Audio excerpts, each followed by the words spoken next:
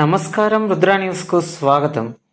సోమవారం రోజున అమావాస్య తిథి వచ్చినందున సోమావతి అమావాస్యగా జరుపుకోవటం ఆనవాయితీగా వస్తుందని ప్రగాఢ విశ్వాసం.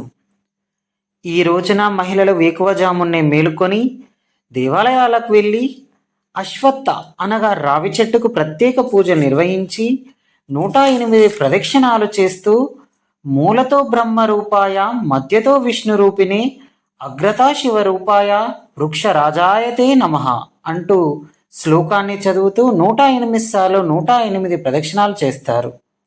సోమావతి అమావాస్య రోజున ఆడవారు సౌభాగ్యం కోసం పూజలు వ్రతాలు చేస్తారు.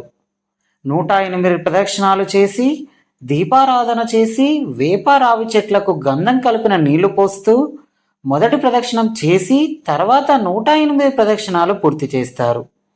పండు నైవేద్యం సమర్పిస్తారు. మహిళ ఎదుటి సౌభాగ్యవతిని నిత్య సౌభాగ్యవతిగా దీవించమని వేడుకుంటూ పసుపు కుంకుమ ఇచ్చి పుచ్చుకుంటారు. ముత్తైదువులకు పండు తాంబూలం ఇచ్చి పుచ్చుకుంటారు.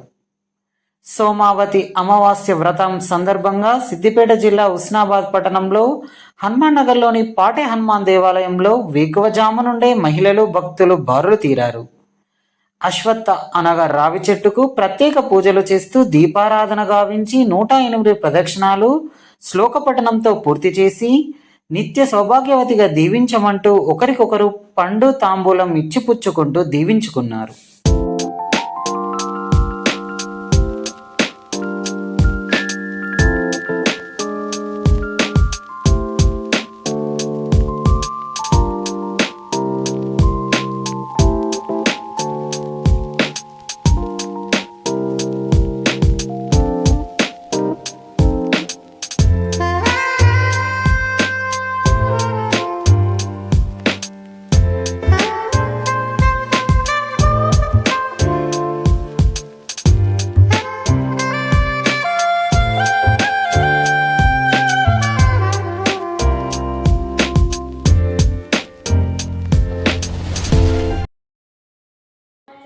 ఈరోజు శ్రావణ మాసం సోమతి అమావాస్య అనగా సోమవారము అమావాస్య వచ్చిన రోజు రావి చెట్టులో మూలతో బ్రహ్మరూపాయ మధ్యతో విష్ణు రూపిణి అగ్రతా శివరూపాయ వృక్షరాజాయతే నమః అనుకుంటూ ప్రదక్షిణ చేస్తాము. ఈ ప్రదక్షిణాలు ఎందుకంటే సౌభాగ్యం కోసం, వైదవ్యం రాకుండా. ఈ కథలో పూర్తి అర్థం ఉంది, అది చెప్పాలంటే టైం లేదు. మేము హుస్నాబాద్ మహిళలందరం కలిసి ఈ విధంగానే సోమవారము అమావాస్య వచ్చినప్పుడు ఈ పాటిమీది హనుమాన్ టెంపుల్లో బ్రహ్మ విష్ణు మహేశ్వరుల ప్రీతి కొరకు, అమ్మవారి ప్రీతి కొరకు, శివుని ప్రీతి కొరకు మేమందరము వచ్చి పూజ చేసి, చెట్టుకు పూజ చేసి, దేవుడికి పూజ చేసి ఈ మంత్రం చదువుకుంటూ ఫలము కానీ రత్నాలు కానీ ఏవైనా ఎవరికి తోచిన విధంగా వారు సమర్పించి వాటిని వచ్చిన ముత్తైదువులకు పసుబొట్టుగా వాయనం ఇస్తాము. ఇది తెలిసి కానీ తెలియక కానీ ఏ విధంగా చేసినా ఎలాంటి తప్పులు లేవు.